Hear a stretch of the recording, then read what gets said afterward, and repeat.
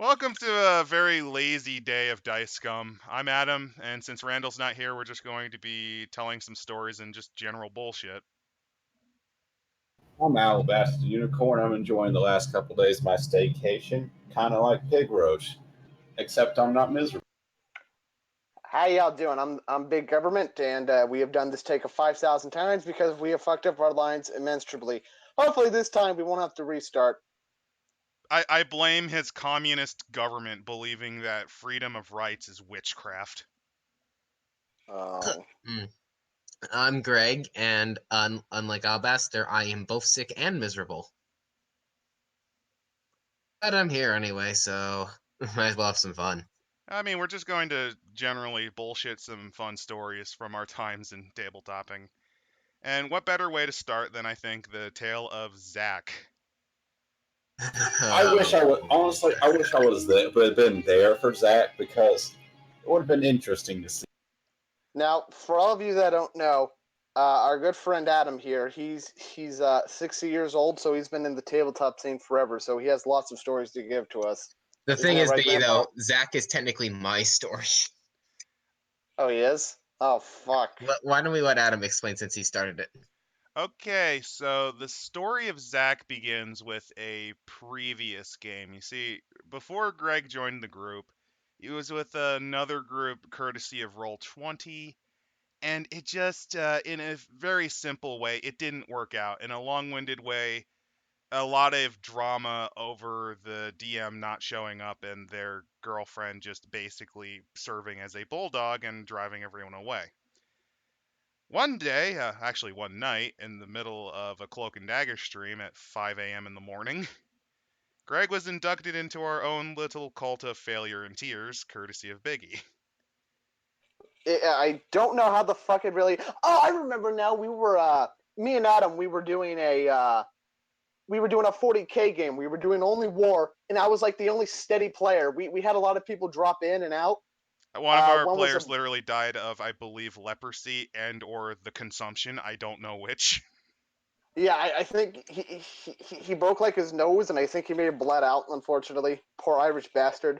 But so yeah, no, it's just in the Cloak and Dagger stream. He was playing like Fallout New Vegas, and it's like, and I figured was Cloak and Dagger. His audience would be the people that either played tabletop or at least wanted to get into tabletop. So then I blindly just say, hey, who wants to get in? And then Greg was like, hi. And then I talked to him, and we're best friends. It's a great story. I love you, Greg. But Zach is still a few months after that. But that's just the how this is all going to end. The next is the why he's here. So, what happens is a few months down the line, one of our other regular players in the group, he's wanted to start his own campaign. He's never done that before, but he was an old fan of the AD&D. And he, in particular, wanted to redo the Temple of Elemental Evil, but for 3.5 mechanics. And because he kind of knew that you needed a lot of people to go through that, because it's not as nasty as the Tomb of Horrors, but the Temple of Elemental Evil will shred apart your party pretty quick. He wanted to have more players, and well, Greg was reminded of a couple of players from the previous group that were he considered the best. He couldn't get the best one, but he could get the second best one, and that is Zach. Oh God, it's that fucking second best one. He was there on time. I think that was the main qualifier. He was there on time. Well, He fuck. What did. made the best the He was best? actually he was there. He didn't talk that much usually. He wasn't. He wasn't in your face, and he wasn't in your face annoying. And by in your face, I mean he wasn't the other guy who was constantly bragging about his character constantly, even though no one played. Was able to get a play session in. He was one of the better ones. What was the best then? That's really the better question. Who was the best of the best? A shy little wallflower who didn't like the drama. Oh. Yeah, she after she got kind of burned by the whole experience and didn't really feel like playing anything. That's depressing. Speaking of depressing, let's get into Zach and how he introduced himself. Sadly, I wish that more of the group that had to experience his unique talents were here. But here's how he introduced himself. He signs on, and he proceeds to spend the next 5 minutes doing a very cringy Smeagol impersonation from Lord of the Rings. He did not give that up for about 5 minutes and kept the act going despite no one giving a shit or enjoying it. This was how he introduced himself. How So- embarrassing. What stopped you from banning him then and there? Mainly because he didn't do anything egregious yet. I mean, that's cringy as shit, but hey, he was told up front that was cringy as shit, if I remember right. Then he responded with something more cringy, where he described to the 30-plus-year-old man that was our DM, "Okay, Papa." The guy was a little bit over half his age. He just turned 18, so. Yeah, Zach was just barely 18, and he's saying to this 30-year-old man, "Okay, Papa." God, Just- I fucking hate those people that are all like, "Oh yeah, Daddy." Ooh, ooh, ooh. I hope you people die that do that in the comments.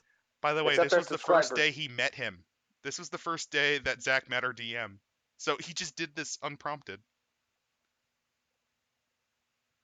Our DM, by the way, he said that his reaction was a deep, repulsive shiver and the desire to scrub himself clean.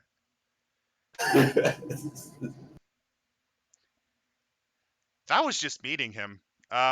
His character was interesting, to say the least, and I mean that in a Chinese sense. See, Zach was a lazy asshole who basically did not really want to make a new character for the campaign that never hit off the ground. So he essentially lied and stated that he just didn't have enough time to form a character. Can he just use the one from the previous campaign? And our DM just kind of said, "Yeah, sure, okay." Because this setting was high lethality, so it was expected that he would have died soon anyway. Shocker, we actually have pretty good shelf lives on there. I'm a bit surprised myself. But so yeah, the character 7'11", which is beyond the standard range of size for a human. Humans do have a maximum size in D&D 3.5. He wanted to argue that because he was an inch below 8 foot, that he should be able to use the large-sized bastard sword, because yes, he used a bastard sword. The bastard sword being a katana, of course.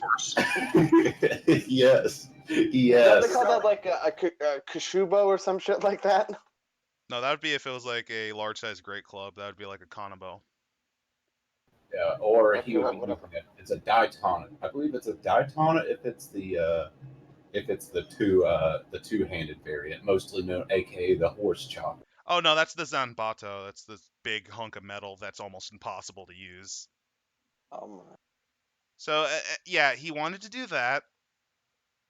He had a trench coat, which that rung quite a few bells when I saw that. And he had a gas mask in a setting that was very much a medieval setting. he made that out of wood. Don't worry, that's lore friendly. You know, you're not wrong. Yes, the mask was made out of wood. I don't think that's how it works. He also had a bag of jelly beans, despite those not being invented until the 1700s. Like I said, why not? I mean, you could get away with. I think you could possibly get away with like pretzels or Turkish delights. I mean, that's possibly. It stops being excusable when the DM tells you to stop it. So that was his character. His stats were complete shit. No offense, because, well, the persons that helped him was the DM who no-showed, and Greg, which, no offense, but at the time you really didn't know how to construct a character. I really didn't.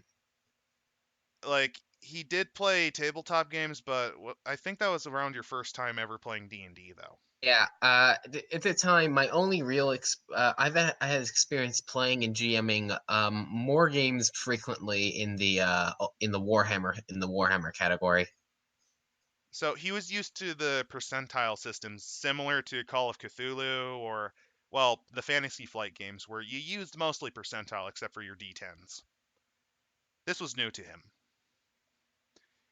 So yes, his stats were a dumpster fire. Then, the first session with him was a thing. He really didn't do much. He was very passive, honestly, until the fight with the black pudding. So, black puddings, you may ask, how bad are they as a monster? Like most oozes, they have a shit ton of health, very low AC, but they have a couple of very, very nasty qualities, as in they damage you on touch because they have a corrosive slime, and they actually damage weaponry too. So Zack immediately slams his sword into the monster, despite the fact that a couple of party members already learned to their dismay that this thing ate armor and weapons. He saw the monster eat arrows and spears, and his response was, "I'ma cut it in half with my katana." The katana was immediately eaten by the acid. And he was mostly useless for the rest of that fight. The carrier of the game was actually me in that case, but that was just because I was insane. I played a monk. I had the stats for it, so it worked. But after My the fight, question is, what fucking class was his character even? some fucking fighter build, I think. That's a good question. I actually don't know what his fucking class was. I mean, do we have a sheet? I mean, No, he deleted it. He it deleted was it in probably a fit of pique. it was probably samurai for all we know. Nah, if it was samurai, he'd be dual wielding. He'd be using 2 weapons and failing twice as hard. Dual wield. Which actually gives me an idea for another one of these lazy episodes. I might just run through some of the classes I've already looked through in D&D and just kind of shit on them. Or say how good they are. But anyway, back onto Zack. Back onto Zack, the failure hack. So after the fight, he just goes, "It's a good thing I had this other katana." And he pulls the exact same weapon out from another holster. Motherfucker. And He didn't list. He didn't list. He had another katana in the sheet, did he? no, he just had the one. So this was just him. And aren't like bastard swords also supposed to be fuck, what's the word I'm looking for here? Exotic. That's another point. He never took exotic proficiency, I think, in it. Oh, you're fucking me. So technically he was cheating the whole time. I just remembered that. Oh my god. It didn't really help him. He really didn't do much. To give you an idea, his pet did more than he did. Actually, let me talk about that. So Zack had a pet. It was a pet quail. How do I know it was a pet quail? Because it would screech directly into the microphone. No. You might be confusing the audience here. We're not talking about like a familiar in game. We're talking about an actual living bird that would scream into the fucking microphone. Because he kept it right next to the fucking microphone. So anytime it got bored or scared or annoyed, it would just go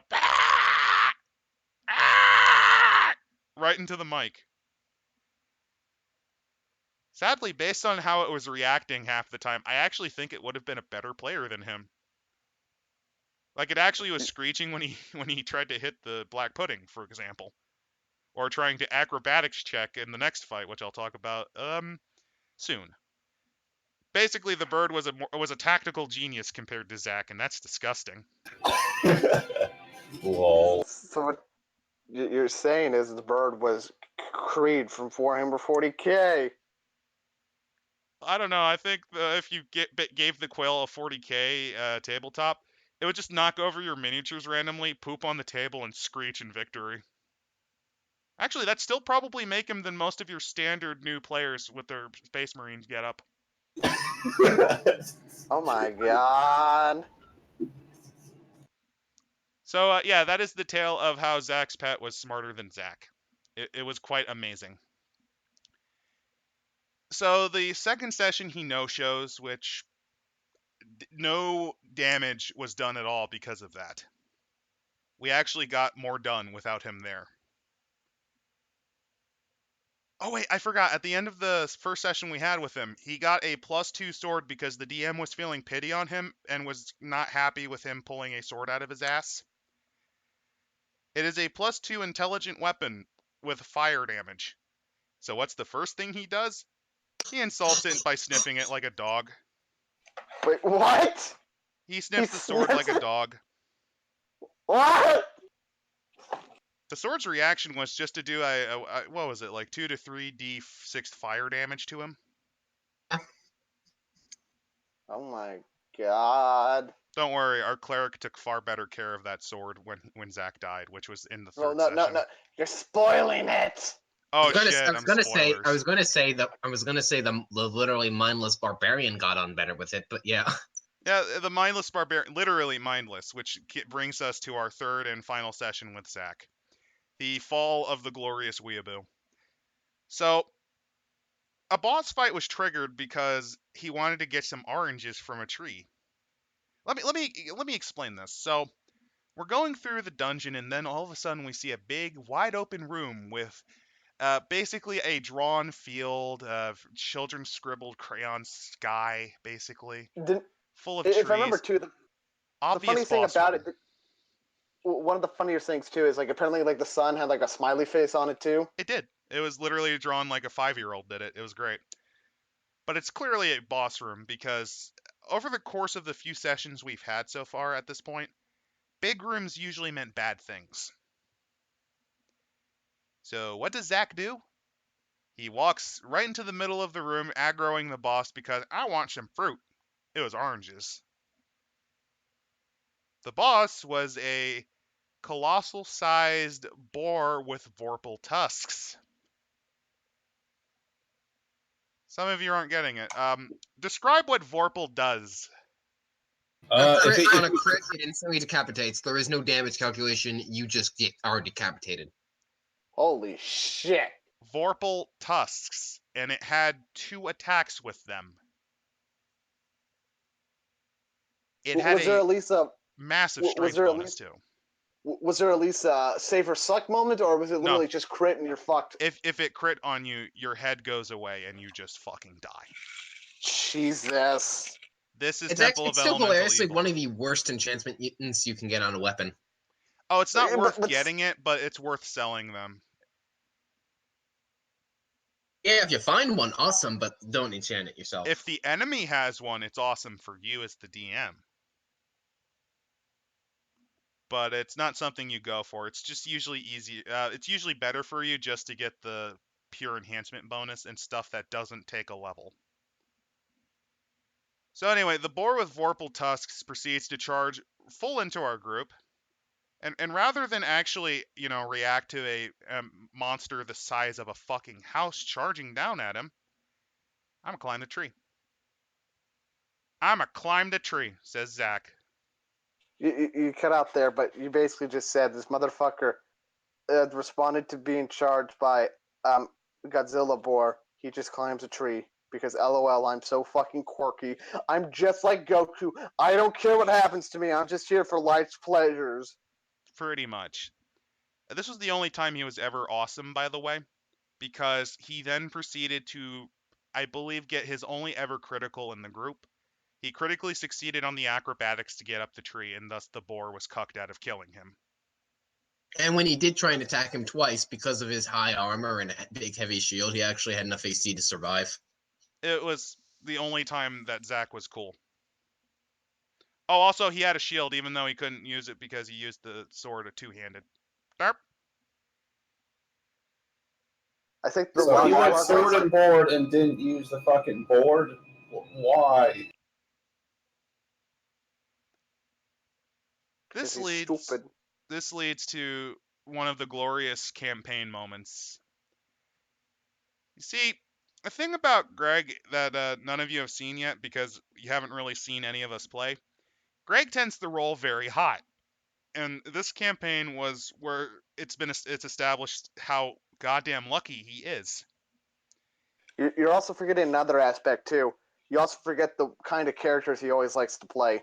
Oh yes, the mindless barbarian was Greg, and his was highly optimized to do one thing: Rage and murder people. He rolled 7 criticals that night, confirmed 7 criticals that night. 5 of them were on the boar. Yeah. It was also especially hilarious because I think by the end of 2 rounds, I had brought the boar, which as he stated, was a colossal enemy. He, with incredibly high AC and lots of health, I had brought it to, I think, more than half health. You did about 180 damage to him, and I think he was down to 50 health. By the way, we were level 7, I think, when this happened. I think we may not even been that high. Might have been level 5. Yeah, this fight was designed to kill half the party. And the best part, I asked the GM just on a one-off after I delivered the last blow, hey, can I just roll intimidation since I've, this is an animal and I've more or less brought it to critical health? DM says, yeah, sure, whatever. Rolls a nat 20. I think like a plus 11 bonus, so 31, yeah. The boar gives up at that point because despite being a large, horrible monster, it's still an animal at heart. And Greg's character proceeds to do what the character was ordained to do. Labors. Must finish labors. Explain the labors. Well, it's not my character. More or less, the whole thing was I more or less made him a half-orc Hercules who had to complete labors to redeem himself in the eyes of the gods. Labors had to be particularly intensive and dangerous tasks. This seemed like a pretty good labor, so he decided this was his chance. And this Also, is just gave an excuse to throw himself into crazy danger. And this is where Zach proceeded to end his career. End his career as a player in our group. Tell him what he tried to do first. So Greg's character, who was named Her, proceeds to essentially brand his name onto the boar's flank using a knife. He carves it in. And in a fit of stupidity and just genuine idiocy, Zach then proceeds to go, no, don't hurt the thing that was going to slaughter us all. We literally just got out of a fight with this thing. Don't hurt the boar. Don't hurt the boar. The anime cliche of I'm the pacifist and I do not want you to die. So, another trait about Greg's character was he had a relationship measurement. Basically, so long as you just were around him and didn't do anything particularly dickish to him, you would be guaranteed to not be attacked back if he rolled low on the relationship meter. And you gained like 1 point per session. Zach managed to get into the negatives pretty early on. Lol. The big thing that did it was probably no, don't attack the boar, but I forget what the other incident was. Was it sniffing the sword like a dog? I remember the specific incident, with the incident that ended everything. He specifically describes how he grabs her hands and yanks it away from the boar. So try to interfere with the fucking murderous barbarian. Genius move. Yeah, also the entire time, everyone in the group was just saying this was a terrible idea. Okay, so to give you an idea on how dumb this was, okay, so the DM up front says, are you sure? Most of you who play, I'm not sure if you've ever run into a DM that says that, but if a DM says that, that is basically them going, you're going to kill yourself. Are you sure that you're this fucking stupid? Will you not change your mind? No, I'm pretty sure this is a good idea. Make a wisdom check, says our DM. It's like a 17. You got a 19, actually. Your brain is telling you this is a bad idea. If a DM tells you twice and even tells you via roll, that your own character thinks what you're about to do is fucking stupid. What you're about to do is going to destroy your character. Oh, don't hurt the boar. Grabs her, tries to stop him from his labor. Beast mode engaged. Well, like you also got to explain to hers, like, didn't you say you had like some sort of like companionship meter or some shit like that, Greg? Yeah, he described that Tell me already. about that. At this point, Zach's was -6. Mainly because of stopping the fucking labor. To give you an idea, most people had at least a +5 by this point. Even characters that didn't really interact with him at least still had like a +2. If you rolled like a 1, her would just not listen to you. If you're in the negatives, that's when beast mode is engaged. He rolled low and also activated beast mode, which if you're wondering what happens, Greg, do you want to tell it? You were there. You were the one that actually killed him. It begins in the worst way you could imagine. I initiate grapple. Oh. I roll a natural. I think not. It wasn't That was natural your 20. It was sixth like critical. a 19. I don't think it was a critical, but I do think it was at least a 19. Oh no. What I do remember though is that the other guy rolled a 1. Yeah. I then describe as I thrust him into the ground, and then then I punch him right in his face. Again, and each turn he tries to break the hold, but he keeps failing, and I keep punching and punching and punching and punching and punching and punching and punching. And I think in around that the 7 punches I deliver, 3 of those were crits. Yeah, that was where your last 2 crits came in. And like there was also like an inner dialogue going on in the party too. Like somebody wanted to save them. Like tell them about that. Tell them about. As Zach was getting hideously murdered, he was already dropped to half health because he did maximize damage like twice. 3 party members basically rolled. No, 4 party members rolled to try to diplomacy her away from murdering Zach.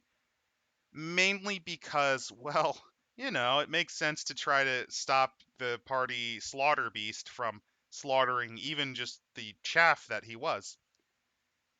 Only 2 of the party actually succeeded. One, I think, with bare minimum. The best was our cleric, named Derek, who got a 17, I believe, with all the modifiers, and gave a fairly reasonable explanation for him to step down. Then the ranger and my monk roll, and we both critically fail. The ranger doesn't really explain what she says, but here's what I described. I very clearly remember this. Eldrin proceeds to get up and open his mouth, then closes it and shrugs and just says, "Do what you will. This should teach him some discipline." It didn't teach him anything because he then proceeded to have his head mulched. You also forgot too. There was somebody that played like a strong silent type. Tell them what. No, that happened in a different game. I'll talk about Oh, okay, that one fine. after this. So, yeah, the combined efforts of 2 critical fails. Her wasn't listening. Her just wanted to squish Stupid Man's face. Stupid Man's shitty wooden face. Which leads to the stupidest moment of all. The death of Zach. So, this was done, I believe, by your last critical of the night. You did like double damage, and it was maxed dice. 1d3 plus 6 doubled. No, it was more like 1d3 plus 10 doubled because you were raging, remember? Oh, yeah. Yeah. He died. Zach tries to spin it in the most anime way possible, saying, oh god, I forget exactly how he said it.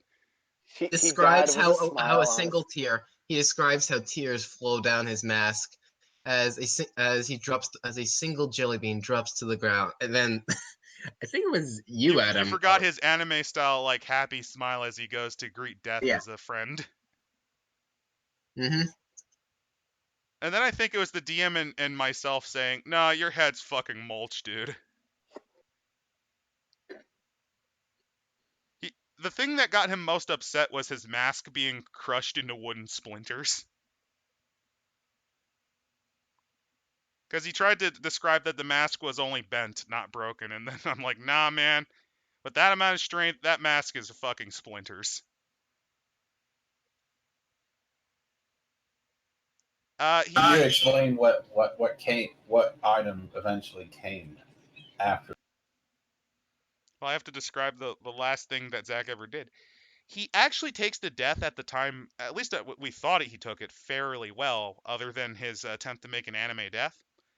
Then at 4 o'clock in the fucking morning, he leaves a long, very whiny screed that I will proceed to record at the end of this episode for you all to read and enjoy yourselves.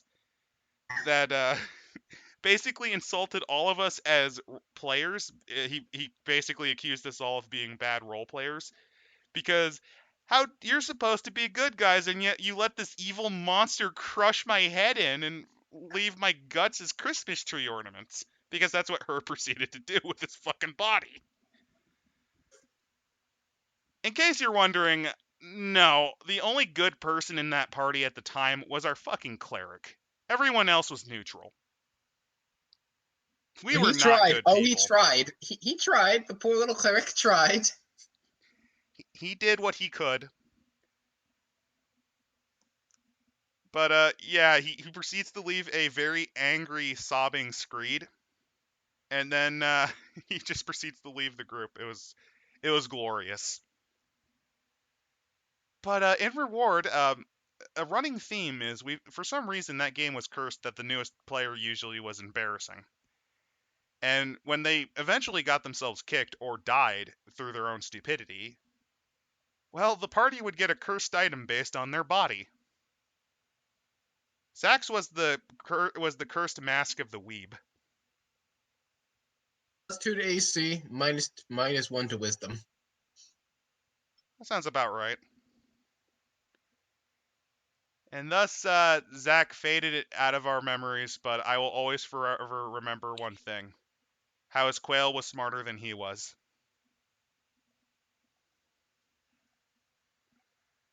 I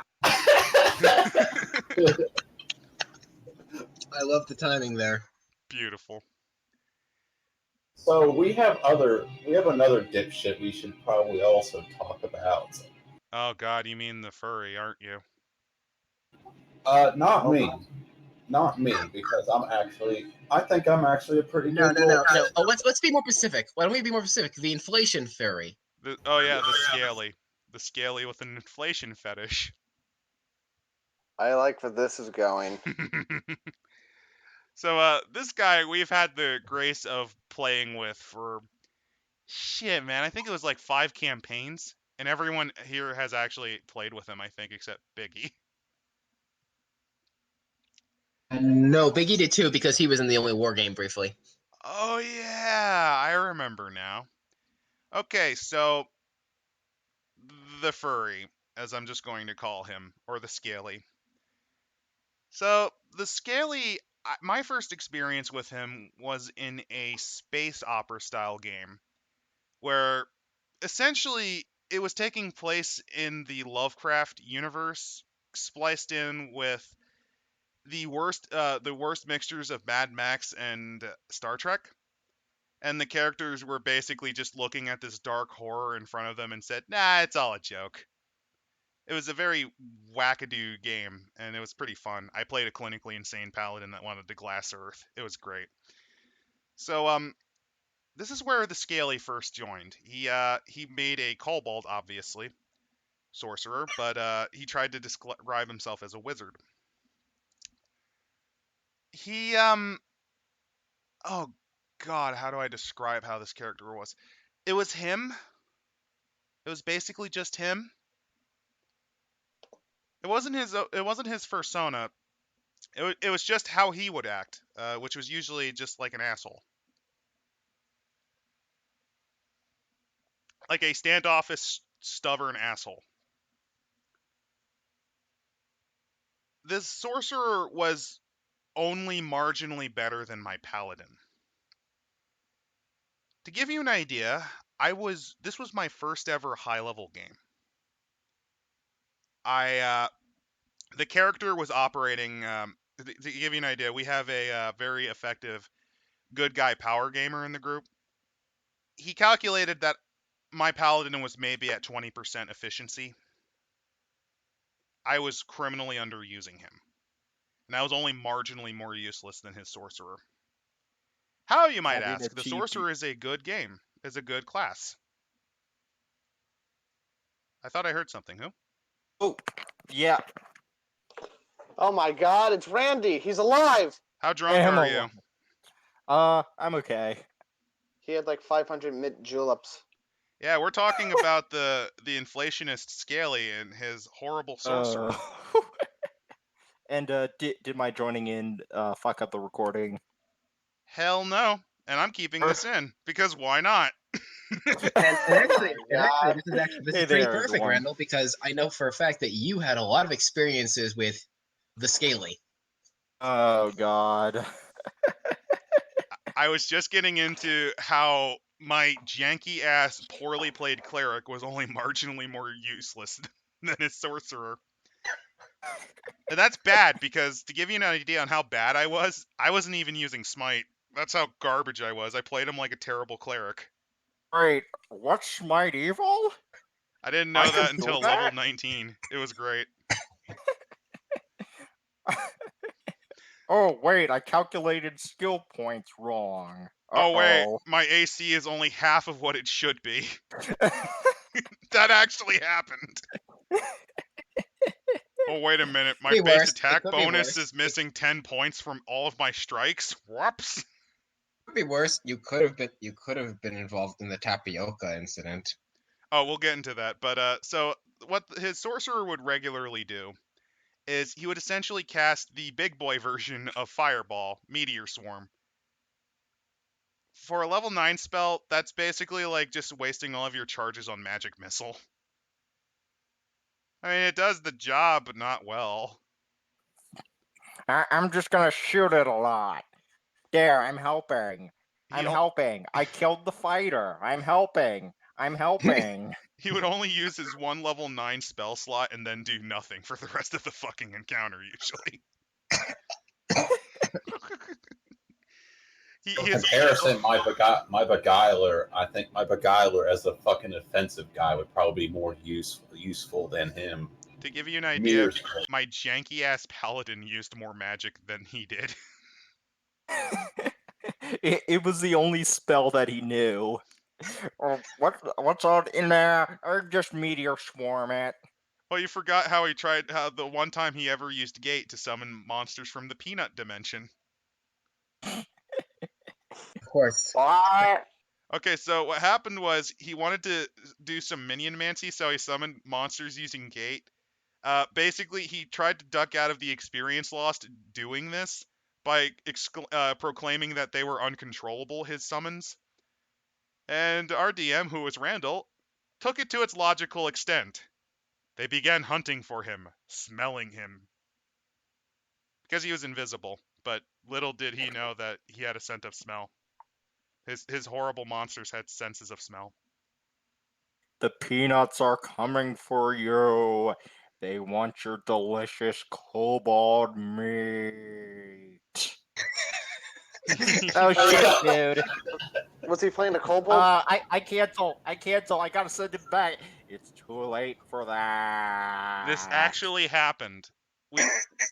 He made a fight twice as hard as the original fight because his peanuts had better stats than the monsters we were killing. What the fuck? Why peanuts? I think he was going for farce, but sadly he never used them again because it's really sad too because that actually was a great moment. It was the highlight of that character. I'd say the Did they also sing too? Were they singing peanuts by any chance? No, they only screamed. screamed in horrible agony because they should not have been alive. So what was your highlight for the Scalies' time as the Cobalt Sorcerer? I'd say New York Holocaust. Oh, Jesus. Okay, so one of the players we had was what you call a role player, as in they really get involved into the character, which wasn't good because the the game style was much more action dungeon crawling at the time and boss rushing. So he was not happy with the setup, but essentially due to the Christmas special episode we had, the sorcerer was on trial for manslaughter, multiple manslaughter via meteor.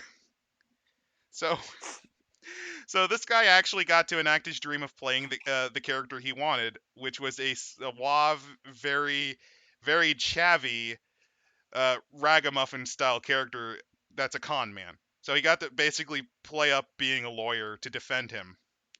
But rather than actually have that cool character moment, the sorcerer then proceeds to essentially derail that.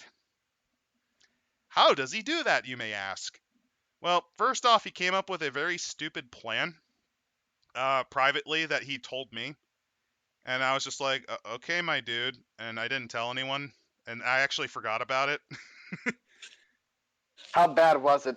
Okay, so here was his plan. He was going to make a dummy that looked like him that he would put in a chair and then basically rig it with explosives so that if it ever got grabbed, it would just explode and maybe kill the people that grabbed it. Okay, but why?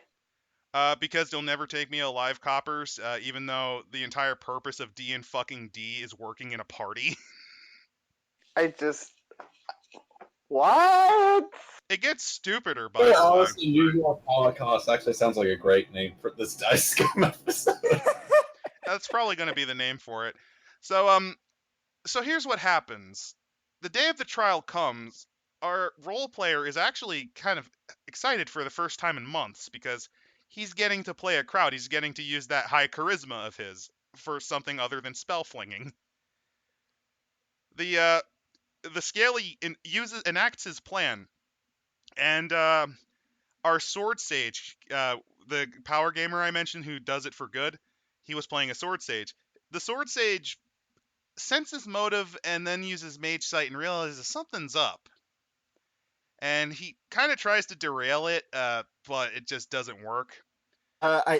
If I what I remember is that he saw the cobalt, the scale, he invisible next to his dummy with true sight, and he's like, "Hey, that's a dummy. That's the real kobold's over there." And I did a dice roll for the judge to realize this, and the judge failed miserably. It's like, whatever, and he just goes back to sipping whiskey out of his flask. I remember my paladin intentionally failed that roll, so he's like, "What are you talking about? He may be stupid, but he's right there." This was Yeah, this was after the giant space hamster got on the witness stand. yes, a giant hamster is the prime minister of the kingdom we set up. Don't ask. Well, that could be its own story. Uh, so the trial goes on. I forget what leads my character to do this, but he slaps the dummy on the back, which triggers the explosives Oh wait, I that remember. were on the I think dummy. I remember because you've told this before. They won the trial. Oh Like yeah, they were both. they won the trial, so all of that stupid shit that he planned was pointless. What was the argument to get him off the trial exactly? Basically the Chewbacca defense. What? I never heard of the Well, Chewbacca defense. you see here, Chewbacca. Why would Chewbacca go after the Ewoks? It doesn't make sense. And therefore, if you cannot explain, you must acquit. What the fuck? You don't know one of the classic South Park jokes of the Chewbacca defense? I'm a very sheltered person. My parents looked at South Park and said, "These are corrupting our children. Don't watch this horrible trash." Well, I never got to watch King of the Hill. For some reason, The Simpsons was okay. Thanks, Dad. Oh God, was it Modern Simpsons? Probably. No, this was 90s Simpsons. Okay. So we win the trial basically on insane troll logic. And my character proceeds to slap the dummy on the back because I literally forgot he even did this autistic thing until the session. And the explosions kick off. It kills a few people nearby. It hurts me a bit. And the Scaly just he shrieks in autistic rage, "You touched my dummy!" As if I would fucking metagame that shit. I have established the character being insane and very stupid at that point. How would he fucking know this? This is something he would do. He would slap you on the back saying, "Good job, fucko." Or however he would say it. I haven't played that character in a while. So he gets autistically mad, and because of the chicanery, all of New York is ready to arrest us. And this leads to the role player's soul finally fading into the abyss as he just instantly goes chaotic evil. And then just causes the city to destroy itself. Because he was a high-level urban druid. He can do this. By the end of it, millions were dead. Especially Oh, the children. So many children. And this is due to a dummy. This is literally because he put more effort into this stupid, retarded escape plan than he ever fucking needed to do. Like, he literally didn't need to do this. He just did it because, fuck you, I do my own thing. And then millions were killed. And then I So tried to... what, Oh, sorry. what I'm saying is that the kobold was worse than Hitler. Yeah, the Kobold had a higher score. God damn it. He got the highest score. Great. Oh God. We hit this. We certainly terrible. had the high score in tapioca. Oh, that's later. I haven't even gotten to the worst part yet. So I try to salvage this for the role player who, by this point, was mentally done. By, enacting my role as a paladin and trying to convert them from the ways of evil back to their old soccer hooligan ways, because he worshipped soccer hooliganism. Oh, that's great. So I try to redeem him, like what a good paladin would do. And during this time, the Scaly gets into a pissing match with our power gamer. They get into a literal stat fight. Talking... I'm not making this up. Why?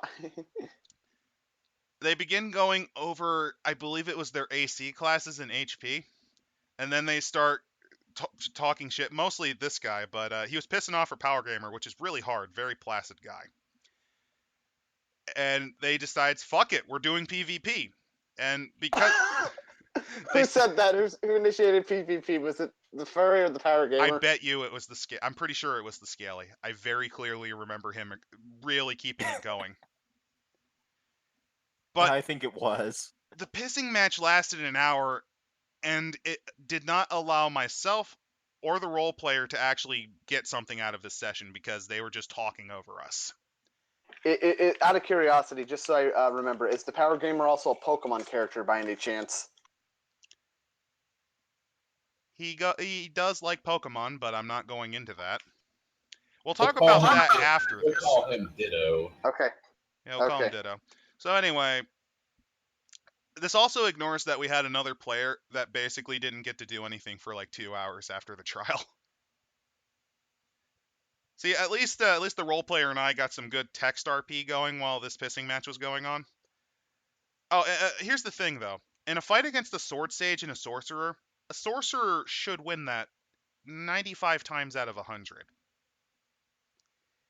Mainly because if you have access to level 8 and 9 spells, and you can cast that shit spontaneously, man, think of all the save or die spells you can throw. Or just turn yourself into a dragon and eat them. To give you an idea, our power gamer literally described that he would have been easily defeated if the sorcerer remembered that he had the irresistible dance spell. Because no matter how many points of defense he gave his sword sage, he had nothing against that. With one spell, he would have been completely rendered helpless.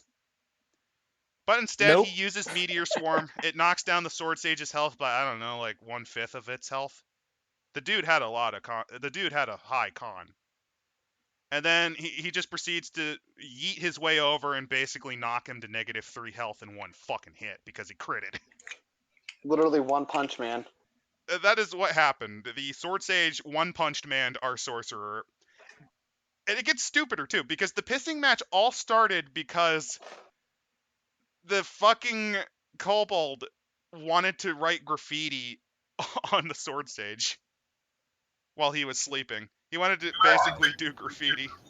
Oh my God, this is why you shouldn't have done. That's why I think that is why Greg didn't allow that, Biggie. No. Oh, well, now Bob could kick the shit out of Zaki's ass, and you know it. It'd be close either way, especially nowadays with my bullshit weapon. But where was I on this? Because I'm not getting into stats You said the matches. tapioca dimension was next. There's a little more. There's a little more to this power game PvP story. Rather than just acknowledge defeat and getting graffitied on, he risked fucking death to teleport his ass away, using his familiar to do it for him. He would rather have his character fucking die than have a mustache drawn on it.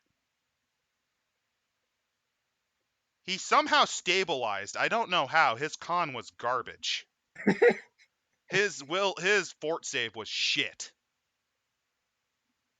But he did it.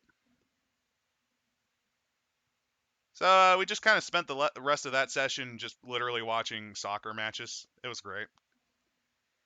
So anyway, the tapioca dimension. This there's probably stories before that, but I don't fucking care. This is awful. So we had a bit of a time skip episode because like half the party didn't show up. And we decided to hang out in Space India, the homeland of my paladin. We had a grand blast. We fought, I think it was a mixture of thuggy cultists. We got a bunch of cursed weapons that we just turned into normal weapons because fuck it, that's fun. We had a curry eating contest. And my paladin got high on weed. It's So great. literally smoke weed every day is what you're saying. So we had a Smoke- glorious 2.5 weeks of celebration / diplomacy with Space India.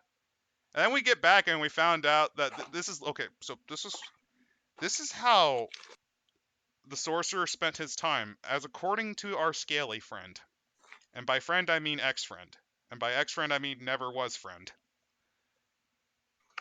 He spent all Guy- 2 weeks opening up a sub plane to the plane of water that led to the tapioca dimension. The demi-plane of tapioca. What? He then proceeds to spend those entire 2 weeks doing nothing but eating as much tapioca as he could. Oh no. And proceeded I to think- triple his weight. Oh fuck. So There is a reason we call him the inflatable. We say he has an inflation fetish. he actually does have an inflation fetish because, well, In the words of that one black guy. Oh hell no. it gets better though because then out of just fun and games, the sword sage and the paladin just pay bards to walk around him with a tuba for 1 gold a day.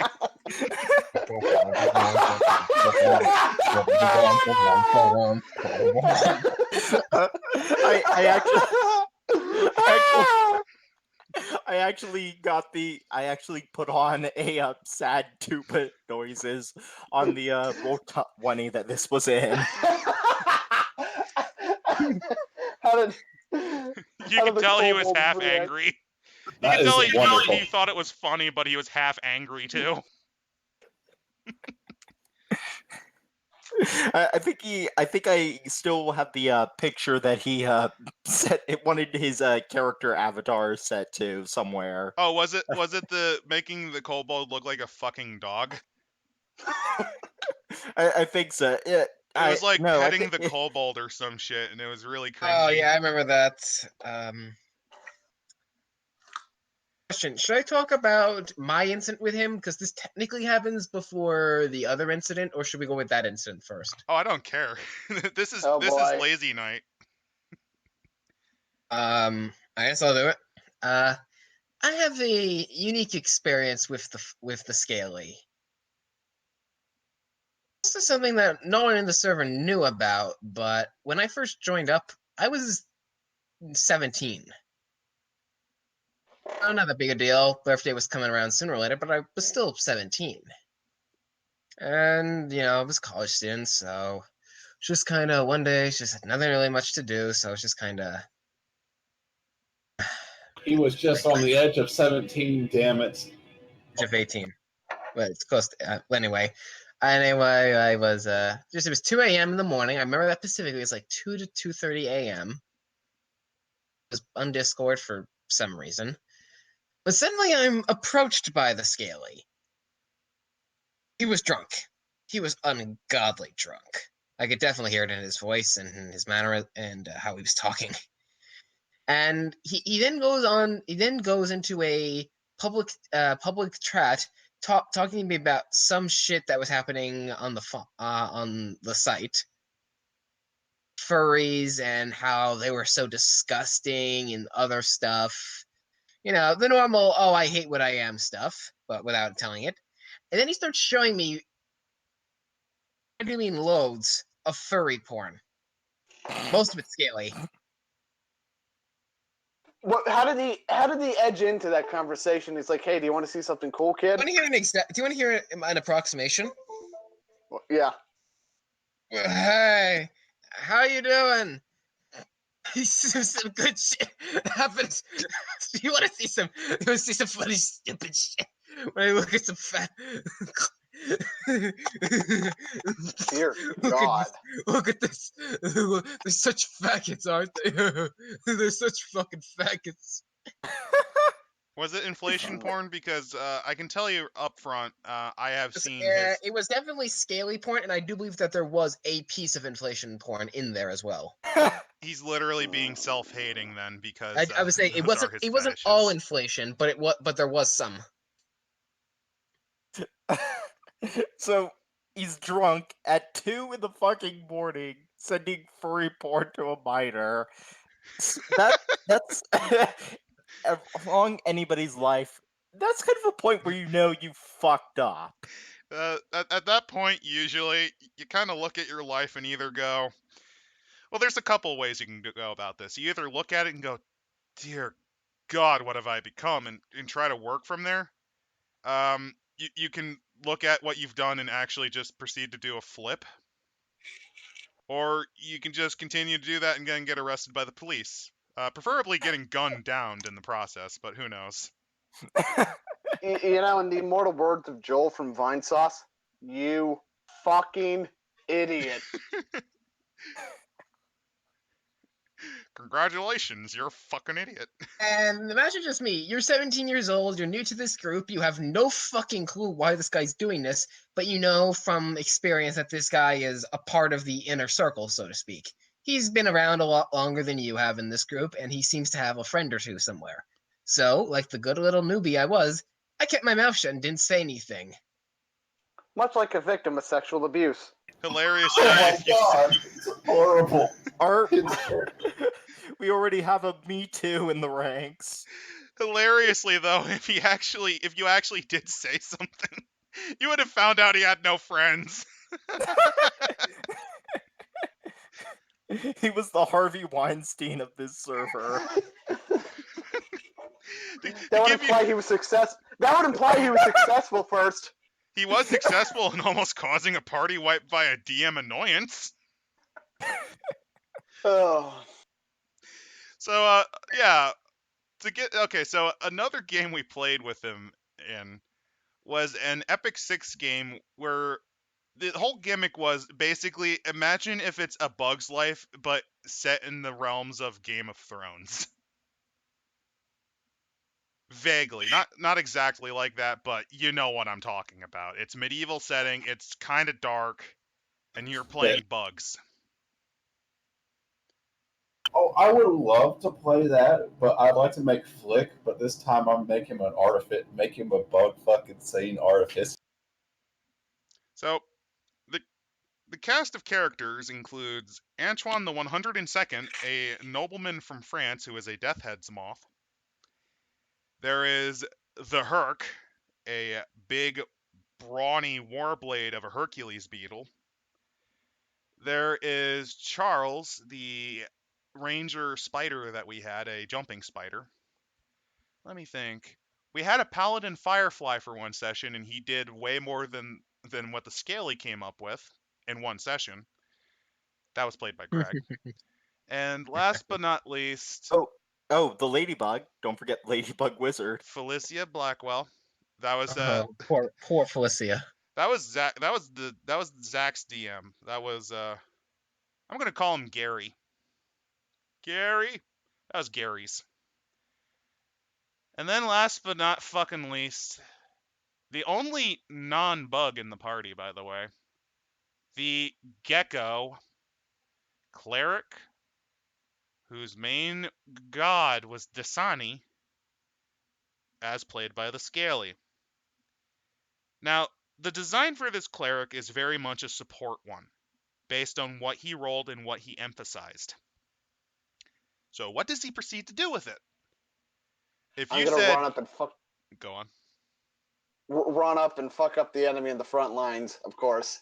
you'd be right. He did not use a Yeah. single fucking spell for like half of the fucking sessions that we played with him. He only ever used 3 spells the entire campaign, and this campaign lasted almost a year. And 2 of them were plot-based. Like, you needed to cast them. 3 spells. Not a one of them cure wounds, by the way. Yeah, we had a cleric that refused to do a healing roll. It was so bad that the wizard stepped in to act as the party healer, using I think wands and custom spells. It was so bad the Warblade had to be a healer. The Warblade, the fucking marshal of the party, healed more.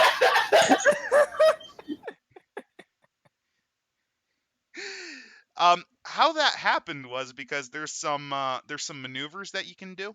I believe they're White Raven tactics maneuvers that regain health for your party members nearby if you hit an enemy and take their HP. Yeah, we kind of needed the Herc to be a medic. That was not what the Herc was designed to do, but he actually passed medical school in the process. It was, fuck me, it was bad. Basically, because of the sheer ineptitude of the Scaly in trying to treat a 10 strength cleric as a martial beast, everyone's playstyle had to be made worse to accommodate for that. Our wizard, who specialized in evocation, couldn't use any evocation spells because, hey, guess what? I have to keep my hands on these fucking scrolls to use in the event we start fucking dying, which is pretty common. Our Warblade was still able to do a lot of his work, but that's because he was designed to take a lot of abuse, so he could get away with it. Still had to add some maneuvers he didn't want, though. Antoine was reduced to actually fighting even less than he should have. The entire purpose of Antoine, this was my character, was he was supposed to serve as the scalpel to Herc's hammer. While Herc is hitting them from the front, he would use his jumping skills and, tumbles to get behind the enemy and stab them in the griblies. It worked until, well, we had no healer that was competent. And throughout it all, he proceeded to just find more and more ways to just make the fighting and everything worse. The best example that I can think of is the time where he argued for an hour over obscuring mist. Here is the tale of what happened. The campaign has had us investigate the rise of a new cult that was abducting people and I think killing them. Yeah, they were sacrificing them to a statue of Skeletor. So yes, we It was were an trying action figure in a garden. we were trying to hunt the cult of Skeletor, and we actually find their compound, which was actually in a hedge maze. So some mischief happens before then. Not just from the Scaly. Charles decided to do some weird stuff too. In short, basically taking hits that they could have walked back from and taken heals for.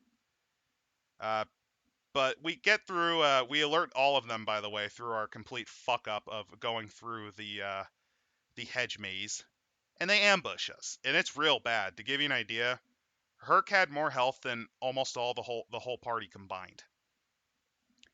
Like, well, everyone else had a health bar on average in the 20s to 30s.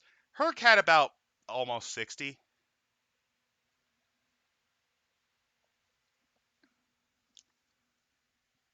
In one round, he was reduced to 20 health. That would have killed any other character. It's bad. We were in a bad spot. The ambush was pretty effective the first round, and it is thanks to a mixture of our talents and just some good luck. We were able to really start turning the tables. We were actually kicking their ass at this point. It's to the point where I still suspect that you had a stage 2 planned, Randall, but it didn't happen because of what I happened. might have. I might have. I actually was thinking that the statue of Skeletor would have given the cleric some weird power boost that would have made him like a skeleton thing. I don't Never exactly know, though. remember my notes from that, but I think It there felt like was there was a something stage bullshit 2. like that. Yeah, I think there was a stage 2. Didn't matter though, because here's what happens. Fourth round, we're down to the head priest who is praying to the statue of Skeletor, the action figure, the toy, to grant him divine power to destroy these heathens. There's only 2 bodyguards left. We actually are winning this fight. The cleric himself is injured. I cast Obscuring Mist. 1 second. Apologies for Oh, that. he's dead. So, He died. I cast Obscuring Mist. Now, this is a bit of a problem for a lot of reasons. First off, this inhibits our ability to finish off the 2 bodyguards. 2, it completely prevents Charles from hitting anything because he was our main ranged fighter. 3, it also prevented Felicia from doing support with wizard bullshit because Felicia also was a ranged fighter. 4, it allowed the cleric that was praying to Skeletor to get his dark ritual going, which probably would have given him a second form. Every element of this idea was bad, and every player had a reason to say, no, this idea is terrible. If he used it, this was my explanation. If he used it in the first turn of that fight, it would have been genius because it would have allowed us to fall back and actually have some battle lines or something. He used it 2 turns too late because that's when his brain realized he had fucking spells. I honestly think that's what happened. So he is refusing to acknowledge that what he's doing is a bad idea that basically hampers the rest of the party and actually potentially makes the fight more dangerous. And no matter what we're trying to get him to dismiss the Obscuring Mist. He's fucking refusing. He is fucking refusing. He is holding up the fight because we're still arguing. And then I just hear an annoyed groan from Randall. And I just kind of go, is this the part where rocks fall and everyone dies? And this, I remember exactly how Randall says it. In an exasperated way, yeah, I'm honestly thinking about doing that. Randall, what were you thinking in that exact moment exactly? Just to give the audience like yeah. You know what? I should have the Skeletor action figure come to life and start beating them all up. That's what I thought was gonna happen anyway. Like, I was actually expecting that. Would you have allowed me to play like a sentient Lego in that campaign? Because that's what I still would have done. That's a little. That's no. Well, maybe like as a Warforged. A Lego Warforged. Lego.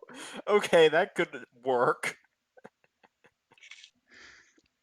So the moment that threat of a party-wide wipe via DM Wrath occurs, by the way, Scaly changes his tune real quick. He happily dismisses that fucking Obscuring Mist now. By the way, the fight ends with no Skeletor coming to life to beat us all up, going, yeah, which was disappointing, but honestly, we wasted like a third of the runtime fucking arguing. I don't blame our DM. Oh, also, because of his innate and crippling retardation, since I don't think that area will be used again, I'm gonna spoil it. Because of his idiocy, we did not get the fucking treasure stocks of that cult. Because we had to cut so much content because of his stupidity. Oh dear God. We didn't even get loot.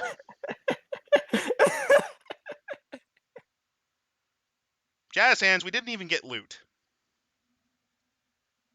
We got XP. That was it. I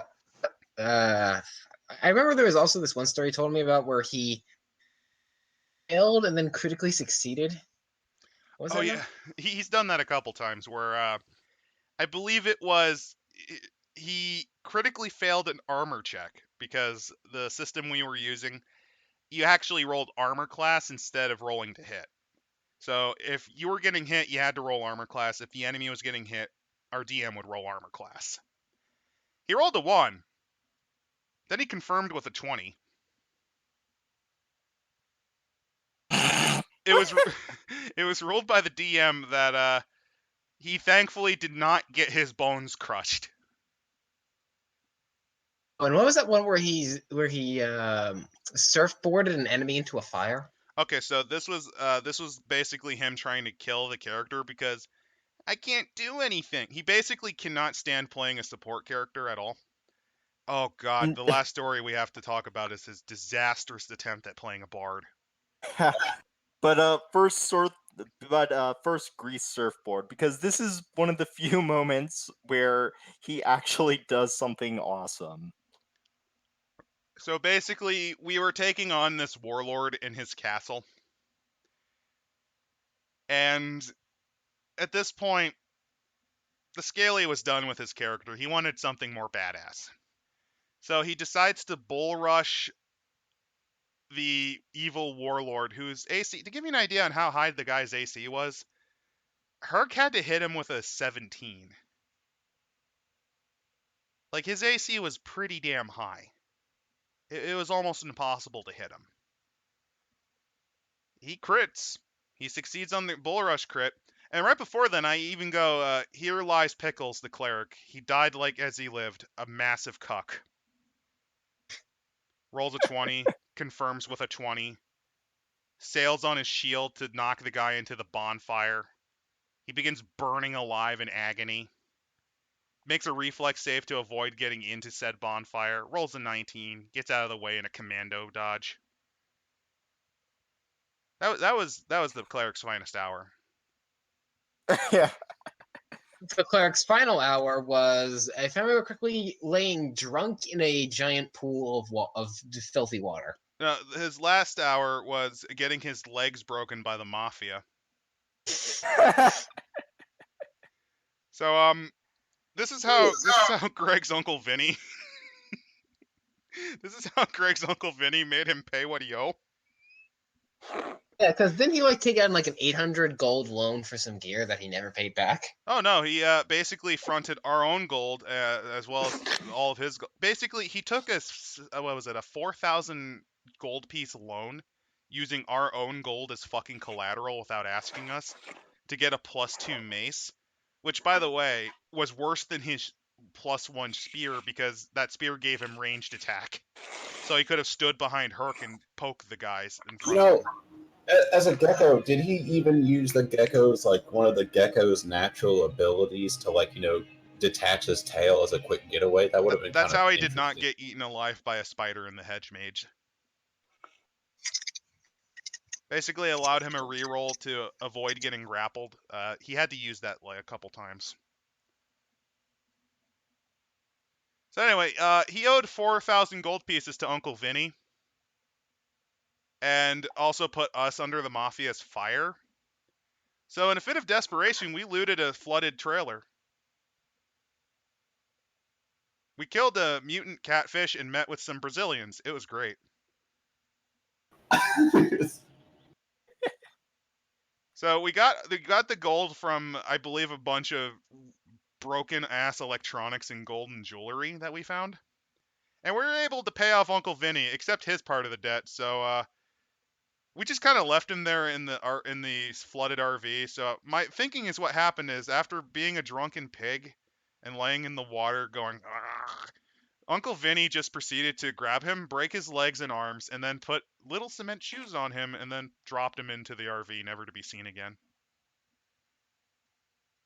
Thus ended the tale of the cleric, killed by the mob for owing about 2,000 gold pieces worth of money.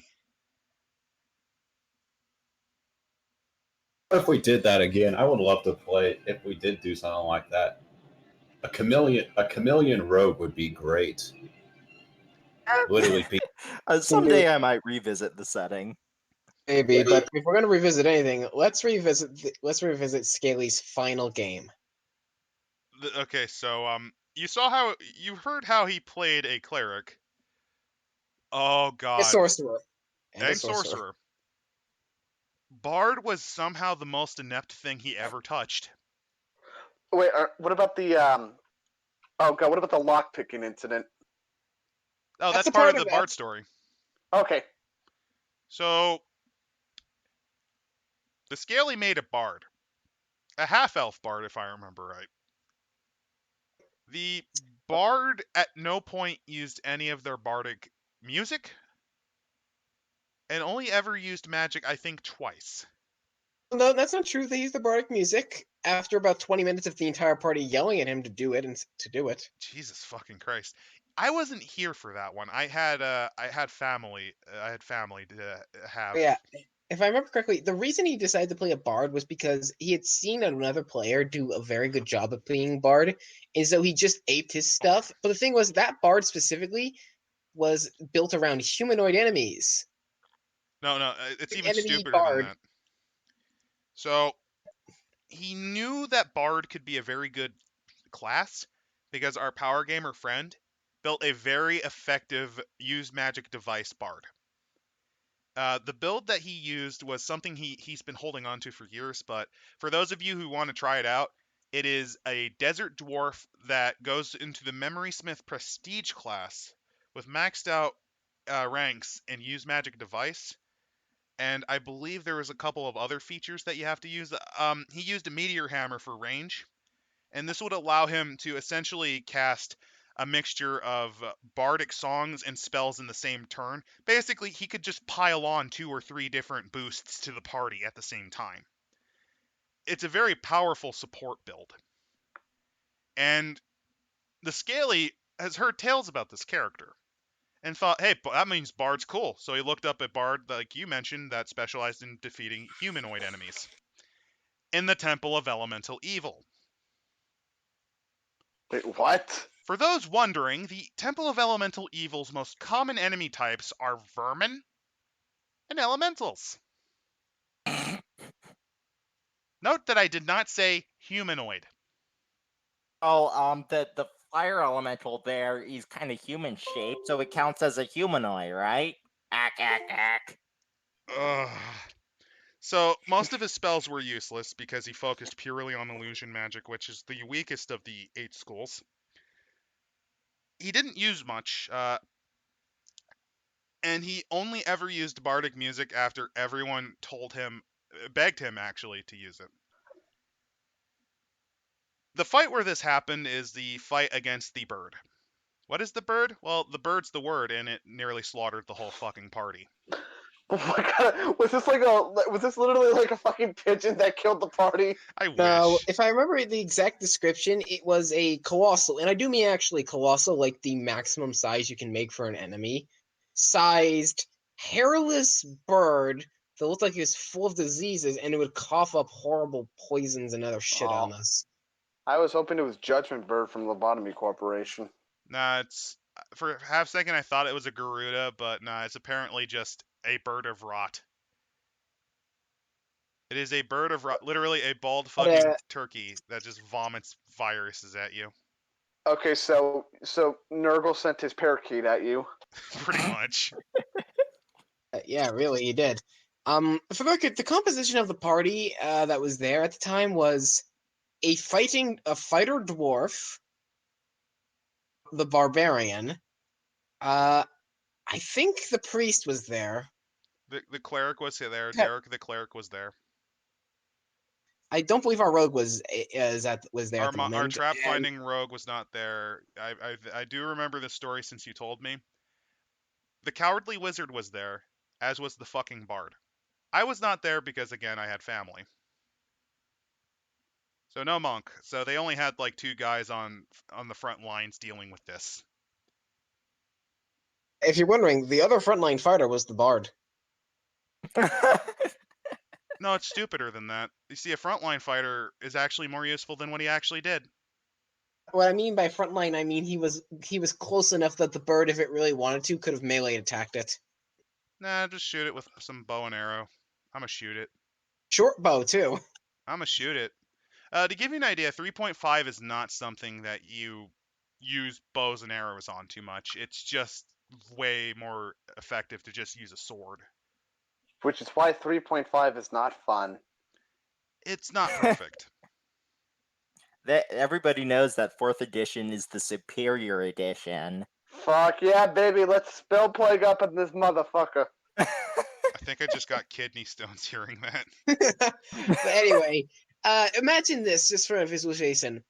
You have a close to probably 7-foot tall, half naked, crazed barbarian swing his axe, desperately trying to hold back the wave of Bird. While there's a party member, just kind of a bard, who has dropped their musical instrument and is just futilely shooting this thing with a bow. A I bow want that to does die. literally 1d6 damage, no strength bonus. What is Dude, this this man is smoking? bullshit. Cigarettes? It took 20 minutes of them telling him, "Do your bard song, god damn it," for him to just go fine, and then the turn he actually does it, the thing dies. What was The the the excuse? Bird he had was- a particularly nasty ability that it could do an AoE vomit spell, and everyone who got hit with the vomit, besides taking damage, but I mean damage, I mean it brought the wizard to, I think, half health on the first one. They had to roll forward saves or spend the entire turn barfing. Out of curiosity, like whenever you guys screamed, use your Bart song. What was his snippy response that he would give to not want to do it? No. I'm doing what I'm doing. I'm doing this. I'm doing this. He thought it was smarter to just plink at it with 1d6 damage rather than, oh, I don't know, doing the bare minimum, which is just +1 to hit and +1 damage. To the barbarian To who everyone. was desperately desperately And holding back. how many times too did he also miss like his attack A lot. rolls too? Like I think he missed twice. In the 4 rounds, of shooting, he had a 50% accuracy rate. that's infuriating. I'm helping. Oh no, I just shot myself. I actually legitimately remember he did 7 damage. Total. Oh my god! And This how much thing, damage I is think, had 100 HP at least from what you've described. And how much HP did the bird take out from the party? Well, since it had AoE damage. I think its first attack its first attack did 18 damage to everyone. That doesn't sound good. It wasn't. It gets stupider, by the way, because after surviving the bird, a horde of zombies ooze out of its guts. Oh yeah, now I remember. They appear exactly in a square shape around the barbarian. Now I remember. This is why he wanted to play Pickles in the Vermin World game, because he saw Derek do this. Oh shit! There's one more story about that. But anyway, so Derek instantly just says, "Oh, zombies," and uses the turn undead to make them go away. Especially since he was a radiant servant of Palor, so he just nuked undead. Yeah, they just went away. Which reminds me, the Scalies cleric had to be told how to turn fucking undead when we fought fungal zombies. He had to be told up front, use turn undead, you complete mongoloid. I think at that point I just would have snapped and killed him. His response, by the way, was, "Well, I don't know if it's gonna work," and we just said, "You're only gonna waste a single turn doing this. Just fucking do it." It worked. And he felt like Billy Big Boy to be told what to do as a fucking cleric when faced with undead. And after this, came the sandwich incident. Oh, this was You know sad. that you know that stock sound effect of a sandwich where it's like where it's like a splurch? That's the first thing that came to mind. Poor Danny. Wrong. Danny. I think I'll describe this one. More or less, one of the areas we had passed through before we fought the Burb was a prison area that had some cages. We'll get to those in a minute. And inside the thing, there was a single person, a security guard. Well, he wasn't like dressed like a stereotypical security guard, but just he was just a guard.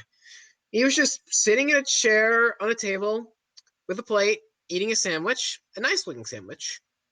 And we noticed as he couldn't really answer any of the questions because we got the idea that it was magical compulsion that he wasn't allowed to say much. But we noticed something. He never had to get up to go poop, and every time he finished a sandwich, another sandwich would appear on the plate. Because also later on, we also noticed that there was a magical ring around poor Danny. A ring that when our trap finder and wizard both collectively went up to it, they nearly set off a horrible trap and backed off just before it blew up. That was with a high was a disabled device and a high knowledge arcana check too, by the way. And for the record, I know for a fact that the Scaly had heard this. He was he there. didn't have the excuse that he wasn't there. He should have heard it. In the next session after the bird fight, Danny, and he one of us goes, "I want the sandwich. Can I have it?" No, I can't. And then he uses, I think it was compulsion. I think it was dominate person actually. Something like that. I know it doesn't really matter because do you know what does happen? Ding, ding, ding, ding, ding, ding, ding, ding, ding, ding, ding, ding, ding, ding. And also for the record, he did this when most of the party was standing around Danny. To give you an idea, Ryland the Wizard, which was Randall's character, was 5 feet away from the Cone of Death. And I do mean Cone of Death. It would the damage that it inflicted on everyone would have killed the character. Yeah, the barbarian took well, that was because I was unlucky with that damage roll, but yeah, the barbarian took 3/4 of his health. The barbarian. The rogue was reduced to 3 HP. Oh fuck. Ow! The bard, I think, was dropped to 1/3. And Derek, the poor cleric, was knocked down to he got if I remember right, he got lucky. I think he was still knocked down to half health though. Yeah, the barb got me. The barb, I got bad with rolling the damage in that case. I fucked up the reflex save. I took the full hit. The others were able to get reflex saves. I didn't get I failed my reflex Yeah, save. the near death of the rogue, that was with a reflex save. Because if I remember, I think she gave up the uncanny dodge thing. You know, the evasion. I think she gave that up for some trap finding thing. And of course, what was the bard's response to that? To nearly Get killing the off. sandwich go! Where did the plate of infinite sandwiches go?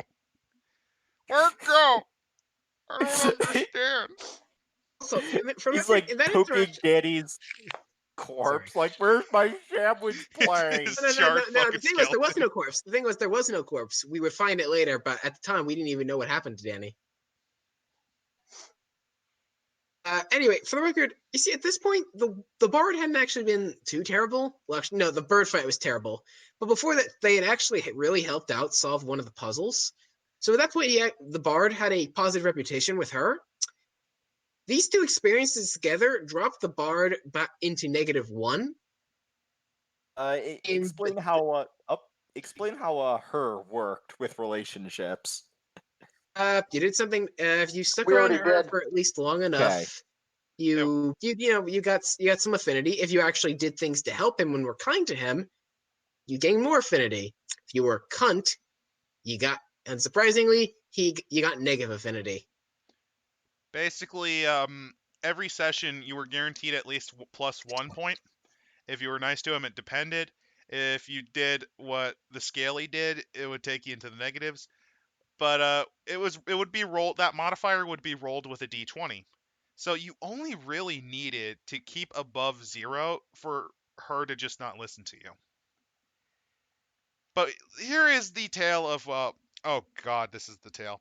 So immediately after this, and they all heal up their shattered fucking carcasses, they go back to the prison room. And this is where the Scaly decides to metagame, because this area was from the Temple of Elemental Evil. In it, the prison area, you find people in there of different alignments that you cannot tell who is good and who is evil, and you would gain experience for freeing them. He knew this, so he tried to get the rogue to pick the locks. Her attempts almost killed her again. She got douched with 3d6 lightning damage. This was with a fairly decent pick lock roll, by the way. I think she got what, like near a 20. So Somewhere around there, but it was a fairly high challenge. I don't know what the DC would have been, probably DC 25 or something, DC 30. But yeah, she was done. She was not going to do anymore. And this is this happens. He points to the barbarian. The stupid bard does this. Gives he them a hands him a javelin javelin. and says, "Jab that, poke that." And this is what was going on in her's mind. Well, what was he was capable of using, because insane. Rogue got hurt by touching. Touching hurt. Stupid Ponce will hurt me when poke. Her smash! The bard was lucky that What they is her? didn't die instantly. I think if I remember correctly, I actually rolled a crit on my first attack. He With didn't a roll time. Remember, maximum javelins. damage, though. Remember something. 3 crit modifier. To give you an idea, and it wasn't even max damage either. I think it was close, but Yeah, I mean, distinctly remember, I brought him to either 1 or 2 HP. it was 2 HP. If you got max damage, it would have killed him. So our good cleric friend Derek proceeds to defuse the situation. That is the only reason that that character did not fucking die. And then we meet the big bad of the setting, a time mage, a literal time mage. This is also after we have come across the corpse of Barry, and the bard more or less just Making got fun of angry it. that the sandwich was gone. And making fun of Barry's corpse. Don't forget about that. Not Barry. Barry is a Danny. different Danny. If it was Barry, Barry would have worn his face as a mask. So, You can only hope. why, hello there, singer. I want to be a singer too, so I will take your face in vocal cords. So, Anyway, the big bad. And mind you, before we fight the big bad, we also fight a horrible, horrible monster that he summons up. not only a horrible, horrible monster, but he also summons up dead people that we know already using time magic. So this guy is not something to fuck around with. So what does the bard do? Start shit-talking the clearly insane million-year-old wizard. Let's just shit-talk the guy that can literally turn you into dust, a la fucking Raiders, not Raiders of the Lost Ark, The Last Crusade. Just snap your fingers, you turn into a fucking skeleton. Ack. He's not gonna do anything. Ack. What's happened? You chose poorly. Mr. Derek, I don't feel so good. Dissolves into He dust. starts shit talking him, but the shit talking only gets him. I think he was like flung around psychically, or like through magic. Yeah, he was mage-handed into fucking walls. Basically, he was lucky that he was feeling generous that day. And then it leads to the big emotional moment for Her's character. Oh no! You forgot First there was, you forgot, before that was, I'm gonna shoot him with my short bow! I'm gonna shoot the immortal wizard who basically What? broke space and time. Also, for the record, like the description, after we killed the big monster, he just made it melt into horrible goop without even trying. He- Saw this. We all saw this. Not only that, but also he did more than that. He actually rewound time to where it was alive again, and then forcibly dissolved it into goo by accelerating time until it just became nothing. Like casually using time magic, like it's a fucking toy. I'm gonna shoot you. It literally phases through him, like nothing happens. He's cheating. And at Dude, that this point, is bugged. at this point, everyone started running. Yeah, even good old lawful neutral Hailtron's like, yeah, no, nah. And I distinctly remember a thing where I realized that this, because I just did the last thing I could think of. I grabbed the poor fucking ranger who was preparing to fight along, to hold the line. I just pick him up and throw him as hard as I can, and just more or less just tell him to get the fuck out of here, as I prepare to die horribly. That's the only reason that the barbarian and the bard lived that day. Because that display of courage entertained the crazy wizard enough to not just slaughter them all like pigs. So was that supposed to be like the big bad, or like what was his He role? in literally all The that? was. big bad of the Temple of Elemental Evil. Okay. And that's when the emotional thing happens, and then he does his thing. Regale that part, because this is a big emotional scene where her reveals that his madness is cursed by the gods, and he is honestly grieving in about half a way. Basically, the only thing keeping him going is that debt of honor and not killing himself, because that's the coward's way out. And as he breaks down crying, and everyone's actually starting to feel something. He's like, Faggot! No, you fucking look at all you faggots. Faggot. He really liked that word. Objection. Now, the thing is, I was kind of the devil's advocate for this guy. At least partially so. That was the breaking point for me. I actually was totally fine with people getting rid of him at that point because even I got mad at that. Like, are you fucking kidding me? Are you fucking kidding me? And the DM, who never liked him in the first place, had even less sympathy. Yeah, he kicked him out, and the Scaly proceeded to, oh god, this was great. So, this is actually how he got kicked from the group forever, and I think that's fitting because we've been going on for a while. So, this was actually for the post-apocalypse game that Randall's currently DMing, although it's been pretty patchy given that jobs have just been interfering quite a bit. So, he comes up with this idea of kind of using Crusader Kings 2's After the End Fallout with Mad Max, basically just splicing all these post-apocalyptic things. A bit of the Postman, let's just throw that in there. City of Ember, sure, fuck it, let's go.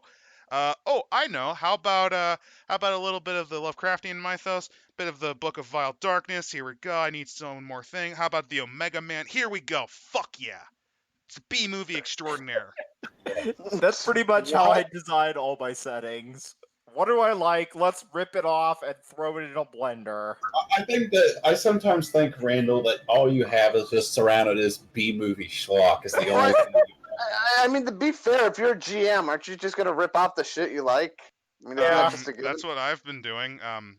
We can talk about our own settings in another episode. Yeah, but the anyway. real trick is you have to what's the word? Oh yeah, make it so it's not completely obvious sometimes.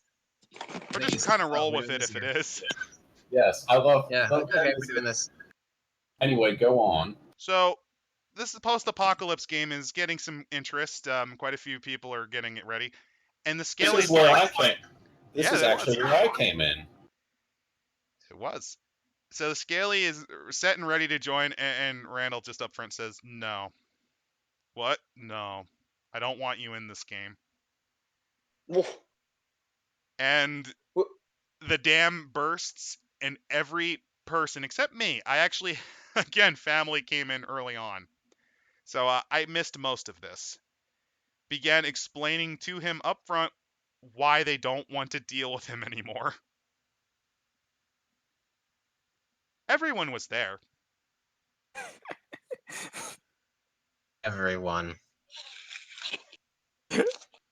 Like, he just kind of just had this dead inside voice, and as he like exited the chat, he actually started fucking crying. Not only crying, wasn't he like screaming in sheer rage, like, why don't you fucking turn off? Because you were, it was What clear.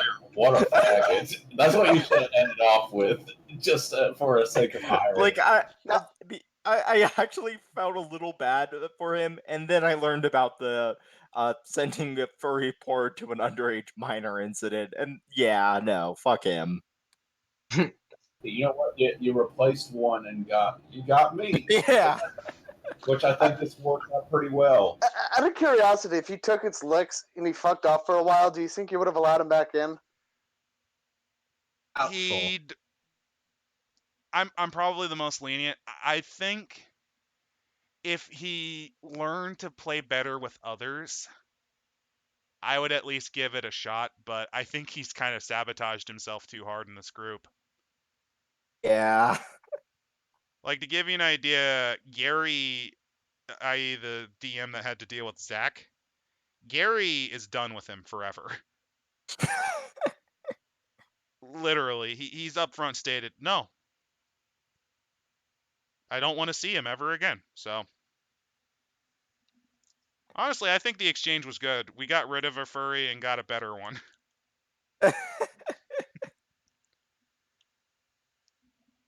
And that is the tale of the Scaly, and we have other horrible stories, but that's actually courtesy of our power gamer, and also it's getting kind of late. So, Have we told the story of Zach, or is that going to be another episode? oh, that's what we opened up with. Good. So we do got other stories. If we had a little more time and we had permission, we would regale the tales of Shane, who is an amazing person. Do you think we should get the power gamer to because like you said you have like some other stories that just sound fucking weird. Yeah, but he's usually asleep at this time. Yeah, the power gamer has a job and responsibilities. Unlike us, we're a bunch of irresponsible man-children in a failing YouTube channel that can barely get 50 views. But no, in all seriousness, I hope you had fun listening to the tales of a couple of that guys we actually had to deal with. If you have your own horrible stories, feel free to drop them down. Why not? It'd be interesting. They're one of my favorite types of story time, watching dumpster fire humans. And next week, we'll actually continue with Wraithathu, much more sober and a lot more in pain because it's Wraithathu. Next time is the next time there's going to be a drinking game. Take a drink every time Wraithathu are than humans is brought up. I can't wait to bring out my dragon fruit vodka. Oh god, don't get like a big jug of beer or something because No, it's gonna be vodka. It's gonna be dragon fruit vodka. That's because it's gonna be like dragons and dragons are cool. God damn it! I don't want to waste my wine on this. Anyway, Buy more. Would terrible iced tea count? yeah, sure. Oh god, As for I'm me, going I'm to just get going diabetes. I'll just be drinking regular old clean wholesome water. So what you're saying is by the end of that night, we'll all have type 13 diabetes because of the beer calories. Yeah, probably. Night, everyone. Hope you had fun. Night, everybody. No hard feelings to anyone. You're all chill people, but this group isn't my type. A bunch of good people letting an orc murder a man who put his hand up to show displeasure in animal mutilation. Someone whose alignment should be evil at this point. Eating someone's heart. Dark orc rituals. Desecrating a corpse. Murder. Animal mutilation. And probably more I don't know about. I'm looking for an equal amount of roleplay, which very little people in character roleplay as much as I would like. And combat, basically. We're basically just playing a dungeon crawler. Nothing wrong with that, it's just not what I'm looking for. At the DM, constructive criticism. My only problem with you as a DM is not making someone evil who should be, and you don't have to follow the monster manual, but boars never give up. They have a feat, so they will fight until -10. And you didn't give me a character sheet after asking 3 times. Otherwise, you'd be an awesome man. Good job. And Greg's character makes it impossible to play any kind of character with sympathy. I can't deal with that. I would like to spectate if possible, because it is funny and interesting, but if I am to be kicked from the Discord, I am sorry for any hurt feelings that I understand. You fucking ran away, bro.